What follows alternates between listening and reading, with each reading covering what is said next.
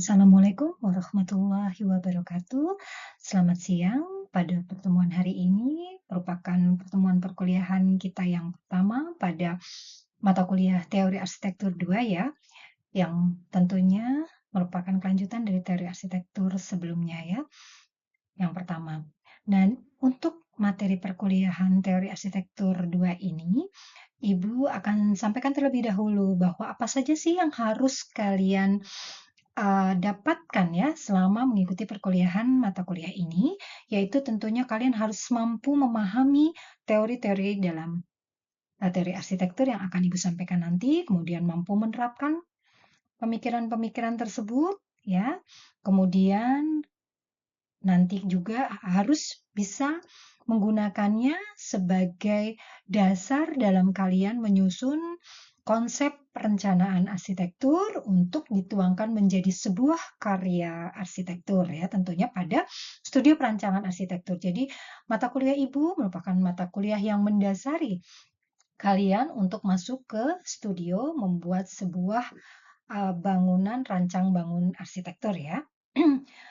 Tentunya kalian tahu kalau mengenai ketentuan kehadiran dan sebagainya, sampai tugas dan UTS serta UAS, kita tetap memperlakukan hal yang sama seperti pada perkuliahan sebelumnya di mata kuliah teori arsitektur pertama. Sedangkan untuk materi yang akan Ibu sampaikan dalam satu semester ini, untuk teori arsitektur 2, yaitu yang akan Ibu berikan adalah arsitektur ya, pengertian arsitektur terlebih dahulu, walaupun tentu kalian sudah tahu ya, tapi Ibu akan mengulang sedikit untuk kemudian kalian juga mengingat kembali teori arsitektur itu apa sih, kemudian sampai kepada perannya ya, peran arsitektur itu peran arsitek dalam menghasilkan teori arsitektur. Kemudian unsur-unsur apa saja sih yang ada dalam arsitektur itu, kemudian teori arsitektur mengenai hubungan ruang, teori arsitektur elemen ruang dan pendekatan metafora, kemudian teori arsitektur persepsi selain tadi teori arsitektur persepsi visual, juga teori arsitektur struktural, kemudian teori arsitektur bangunan analogi, dan yang terakhir pada pertemuan terakhir kita akan membahas mengenai teori arsitektur fungsi, bentuk, dan makna serta relasinya. Kemudian kita mulai memasuki perkuliahan kita ya, yaitu di sini Ibu akan menjelaskan mengenai pengertian arsitektur itu apa, ini hanya merupakan pengulangan ya sebetulnya, kemudian teori arsitektur itu sendiri apa, dan bagaimana sih peran arsitek terhadap perkembangan teori arsitektur ya. Nah, di sini arsitektur ya secara garis besar telah kita sepakati bersama pada perkuliahan-perkuliahan kita sebelumnya, ya kita tahu bersama adalah merupakan salah satu seni yang dijalankan oleh individu maupun kelompok tertentu dalam merancang sebuah bangunan, ya, yang berasal dari ide atau imajinasi seseorang atau merupakan imajinasi kumpulan dari kelompok tertentu tadi. Kemudian pengertian arsitektur sendiri apa sih? Yaitu berasal dari kata archi yang artinya kepala dan tekton yang berarti tukang. Namun secara umum arsitektur merupakan seni yang dijalankan oleh suatu individu atau kelompok dalam merancang sebuah bangunan yang berasal dari ide dan imajinasi mereka tadi ya. Sekarang kita memasuki apa sih pengertian arsitektur menurut para ahli ya. Di sini Ibu ambil 3 pengertian arsitektur menurut para ahli di sini adalah arsitek-arsitek ternama yang menyampaikan pendapatnya mengenai apa sih pengertian arsitektur itu. Ibu ambil yang pertama adalah Bernhard Zell dan J. Stein, di mana arsitektur merupakan suatu seni ya dalam menegakkan bangunan. Dalam seni itu terdapat perencanaan, konstruksi, dan solusi dekorasinya. Jadi lebih menekankan kepada seninya. Segi estetika atau keindahan. Kemudian pendapat yang kedua Ibu ambil pendapat Marcus Polio Vitruvius. Ini tentunya kalian semua sudah banyak yang mengenal mengenai teori arsitektur yang disampaikan oleh Vitruvius ini karena cukup dikenal sampai dengan saat ini. Bahwa arsitektur itu merupakan gabungan ya, bukan hanya mengandalkan segi keindahan saja, tapi merupakan gabungan dari keindahan, kekuatan, dan juga kegunaan atau utilitasnya. Jadi arsitektur dapat diartikan sebagai ilmu yang berasal dari ilmu lainnya atau yang diperkuat oleh ilmu-ilmu cabang-cabang ilmu pengetahuan lainnya. Karena kita tahu bahwa arsitektur itu suatu bangunan arsitektur itu terwujud tentunya tidak terlepas dari struktur, konstruksi, kemudian utilitas, mechanical, electrical, ya, di mana utilitas itu ada plumbing, ya. Jadi memang banyak disiplin ilmu, bidang ilmu lainnya yang berelaborasi dalam sebuah karya arsitektur tersebut. Kemudian kita beralih ke pendapatnya Van Romont ya mengenai pengertian arsitektur masih ya, bahwa arsitektur adalah suatu area lokasi hidup di mana tempat manusia bisa hidup bersama dengan bahagia. Area ini merujuk pada yang dibuat oleh manusia ataupun yang timbul dengan sendirinya secara alami, seperti gua, pohon, dan lain sebagainya. Jadi tidak hanya sebagai memandang arsitektur itu sebagai karya yang diciptakan, tapi sesuatu yang alami pun asal bisa digunakan untuk tinggal manusia dan merasakan bahagia, itu menurut Van Ramon itu bisa dikategorikan sebagai karya arsitektur ya. Jadi dia lebih mengedepankan psikologis. Jadi karena yang diutamakan adalah bisa hidup dengan bahagia tersebut, walaupun memang di segala hal yang sudah tercipta sebelumnya, seperti gua, pohon tadi disampaikan oleh si Van Romont tadi ya. Sekarang kita masuk pada fungsi arsitektur ya. Fungsi arsitektur sendiri banyak ya tentunya. Nah, kenapa sih Ibu akan membahas mengenai fungsi arsitektur? Karena uh, teori arsitektur tersebut ya, perkembangannya itu tidak dapat terlepas dari fungsi arsitektur sendiri. Jadi tadi kita sudah mengenal pengertian arsitekturnya, kemudian pendapat-pendapat ahli tentang pengertian arsitektur, kemudian kita memasuki pemahaman kita untuk mengetahui apa sih fungsi arsitektur itu sendiri ya. Fungsi arsitektur itu terdiri dari satu adalah fungsi diantaranya ya adalah fungsi artistik ya bahwa fungsi ini arsitektur itu dianggap sebagai salah satu bentuk dari seni. Jadi memang selalu setiap orang akan tidak menyanggah bahwa arsitektur itu memang tidak dapat terlepas dari seni atau keindahan ya. Jadi sehingga arsitektur fungsional diartikan sebagai sebuah bentukan yang bernilai artistik ya, keindahan. Jadi memandang arsitektur sebagai bentukan bangunan yang menggambarkan keindahan, yang memiliki keindahan ya. Kemudian fungsi yang kedua adalah fungsi perwadahan. Fungsi perwadahan ini ya kita harus kembali kepada arsitektur yang merupakan wadah aktivitas. Jadi sebetulnya setiap seorang arsitek yang akan mendesain sebuah fungsi bangunan tertentu, dia tentunya akan memiliki pendekatan yang berbeda. Jadi apabila dia akan mendesain seorang arsitek itu akan mendesain sekolah dengan arsitek yang akan mendesain rumah sakit, tentunya dia akan memiliki pendekatan yang berbeda karena fungsi yang diwadahi, aktivitas yang diwadahinya itu berbeda. Jadi tentunya dia akan, si arsitek itu akan menggali aktivitas apa saja sih yang akan diwadahi baik di sekolah ataupun di rumah sakit tadi ya. Nah, di sana kita akan menghasilkan seorang arsitek itu akan menghasilkan karya yang berbeda ya karena memang berbeda untuk pendekatan masing-masing aktivitas yang akan diwadahi tersebut. Jadi di sini fungsi perwadahan adalah melihat arsitektur dari segi fisik, yaitu suatu ruang yang bisa mewadahi aktivitas tertentu. Tadi ya aktivitas di sekolah dengan aktivitas di rumah sakit tentunya berbeda, sehingga yang ada di dalamnya bisa merasakan suatu keamanan dan juga kenyamanan. Jadi tentunya tadi hanya segi artistik, sedangkan perwadahan sudah mengarah kepada keamanan dan kenyamanan bagi penghuninya atau pengguna arsitektur itu sendiri. Kemudian fungsi modifikasi. Fungsi modifikasi itu apa sih? Yaitu suatu penegasan arsitektur sebagai suatu bangunan di mana fungsi ini untuk mengantisipasi, mengontrol, dan juga menyesuaikan diri dengan lingkungan fisiknya. Hal ini merujuk pada iklim di daerah atau tempat tersebut. Jadi, tentunya seorang arsitek harus memodifikasi dalam artian kalau di tempat yang panas misalnya ya, tropis, tentu hasilnya adalah bentukan-bentukan karya arsitektur untuk daerah tropis. Nah, disitulah modifikasi itu. Berbeda dengan di tempat atau suatu wilayah yang memiliki 4 musim, tentunya akan memiliki modifikasi yang berbeda. Jadi pendekatan si arsitek itu akan berbeda. Jadi fungsi arsitek itu ya selain artistik, kemudian perwadahan, ya tentunya modifikasi. Tadi ya, modifikasi adalah penyesuaian terhadap kondisi iklim, tempat, karakter wilayah di mana bangunan arsitektur tersebut akan dibangun. Kemudian yang keempat adalah fungsi filter lingkungan. Fungsi filter lingkungan itu sendiri ya menyatakan bahwa arsitektur itu berfungsi sebagai suatu alat filterisasi untuk lingkungan, baik dari segi fisik maupun sosial. Nah, di sini tidak hanya pada kondisi iklim, maksudnya tempat setempat saja ya, dari fisik ya, tapi juga merupakan filter dari sosial ya, dari segi sosial.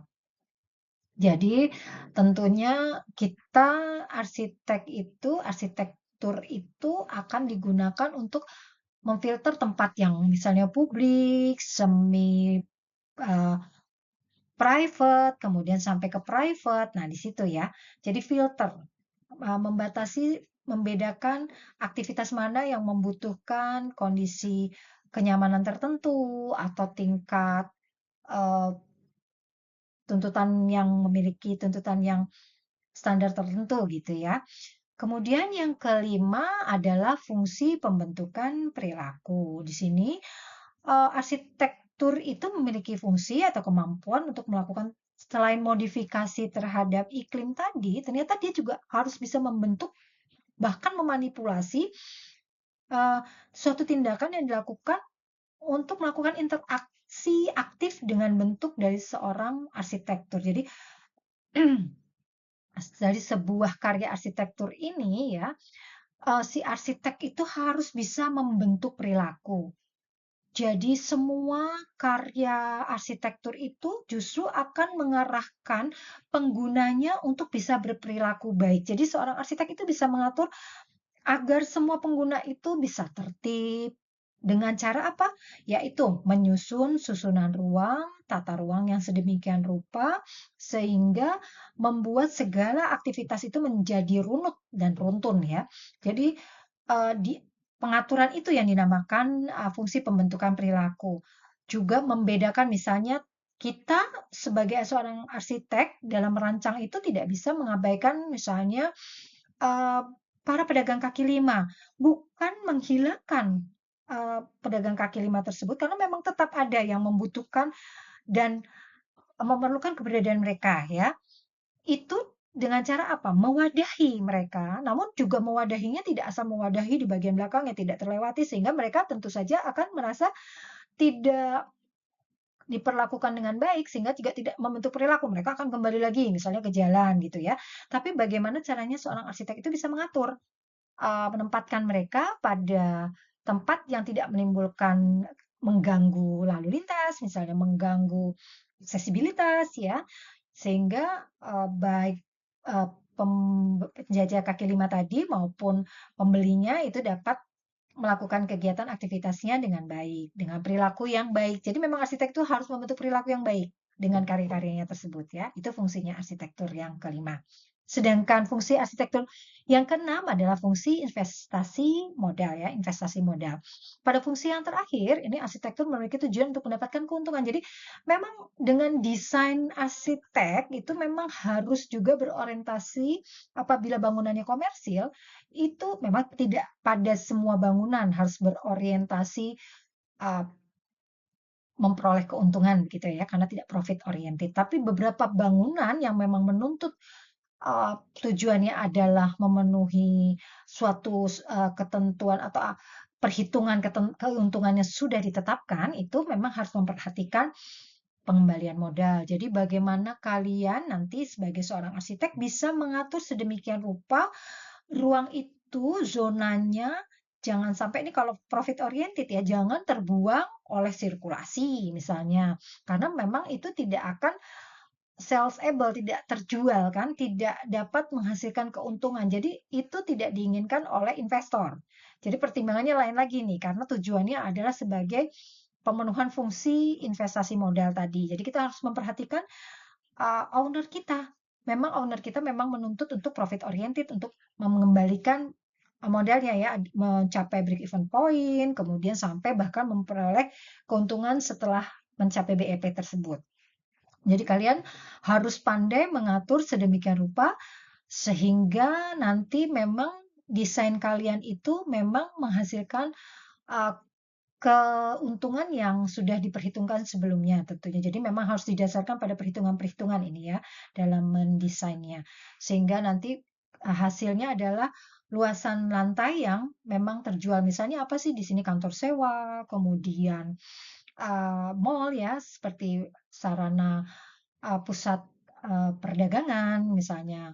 Itu memang sangat diperhitungkan sekali mana yang terjual. Bahkan ruangan terbuka pun misalnya seperti tempat exhibition itu juga harus diperhitungkan. Misalnya momennya tidak setiap hari digunakan dengan periodik itu juga akan berbeda. Jadi memang seorang arsitek tidak bisa terlepas dari ilmu ekonomi juga. Harus memperkuat. Tadi kan sudah dibahas sebelumnya bahwa merupakan gabungan dari ilmu-ilmu lainnya. Jadi tidak hanya sekedar struktur, konstruksi, mekanikal, elektrikal, dan plumbing, tapi juga ilmu ekonomi ya.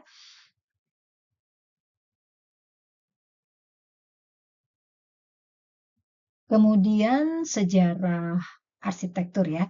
Kenapa sih Ibu mencoba untuk selain menyampaikan pengertian arsitektur, kemudian fungsi-fungsi arsitektur, Ibu juga akan menyampaikan mengenai sejarah arsitektur. Jadi memang eh, mata kuliah kita kan teori arsitektur. Nah, teori arsitektur sendiri itu tidak bisa terlepas dari perkembangan sejarah arsitekturnya sendiri.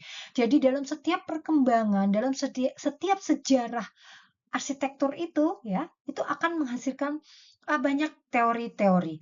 Bahkan teori tersebut tidak bisa disebutkan sebagai teori yang kuno. Bahkan teori yang baru sekarang ini bisa terjadi atau datang hadir lahir dari adanya teori-teori sebelumnya. Jadi memperkaya, memperkuat teori sebelumnya gitu ya. Jadi tidak ada salahnya kita itu selalu harus belajar dari sejarah. Yaitu karena kita sedang mempelajari mengenai ilmu arsitektur, jadi kita harus juga mempelajari sejarah arsitektur untuk kita kenal teorinya nanti ya. Jadi arsitektur sendiri sejarahnya cukup panjang, dimulai dari zaman prasejarah ya. Tadi kan juga ada tuh pendapat ahli yang menyatakan Roman tadi ya bahwa yang alami gua itu kan berarti zaman prasejarah ya kan. Eh, di pohon. Nah, itu jadi itu juga bisa melahirkan teori gitu ya, yang memperkuat atau melahirkan teori di era sekarang gitu, yang didasari dari teori-teori pada era-era sebelumnya, sampai kepada zaman Mesir kuno, kemudian era Romawi, Yunani, ya itu klasik, kemudian juga ke arah Bizantin, Romanis, Gotik, Renaissance, Barok, Neoklasik, Art Nouveau, kemudian Neogotik, Art Deco, sampai dengan Posmo ya. Itu tidak menutup kemungkinan juga bahwa teori itu harus diterapkan juga apabila memang tuntutan klien atau owner itu memang akan menghadirkan suasana atau kondisi arsitektur yang sesuai dengan era tersebut. Jadi teori arsitektur itu memang lahir sejalan dengan perkembangan sejarah arsitekturnya juga gitu, sesuai dengan tuntutan zaman karena kita selalu ingat bahwa arsitektur itu fungsinya adalah mewadahi aktivitas penghuni. Penghuninya siapa sih? Ya pasti manusia. Jadi memang sejalan dengan perkembangan kondisi kehidupan manusia, tentunya arsitek ini tidak akan uh, stuck di situ saja, ikut berkembang seiring dengan perkembangan yang terjadi pada manusia penghuninya. Kemudian teori arsitektur sendiri itu dibagi menjadi tiga ya. Adalah teori in arsitektur ya, kemudian theory of architecture. Teori in arsitektur itu apa? Teori in arsitektur ini membahas segi formal, segi tektonik, struktur, dan juga prinsip estetika yang melandasi perubahan arsitektur. Teori yang masuk ke dalam klasifikasi ini biasanya berwujud deskriptif, perspektif, dan superficial. Sedangkan teori of arsitektur menjelaskan mengenai bagaimana cara arsitek untuk mengembangkan prinsip dan menerapkan ilmu pengetahuan, teknik, dan juga gambar dalam proses desain dan pembuatan bangunan. Sedangkan mengenai teori about arsitektur sendiri, apa sih yang dimaksud dengan teori about arsitektur? Teori about arsitektur ini bertujuan untuk menjelaskan arti dan pengaruh arsitek, memposisikan arsitek dalam konteks sosial, budaya, dan juga menjelaskan bagaimana arsitek digunakan dan diterima di kalangan masyarakat. Nah, di sini jelas ya, jadi teori arsitektur itu berperan apa sih terhadap sebuah karya arsitektur ya? Ya ini, dalam konteks sosial, budaya, sehingga dapat menjelaskan bagaimana arsitektur itu digunakan dan diterima, arsitek itu diterima ya karyanya, di kalangan masyarakat. Baik, Ibu rasa pertemuan materi kita hari ini cukup. Wassalamualaikum warahmatullahi wabarakatuh.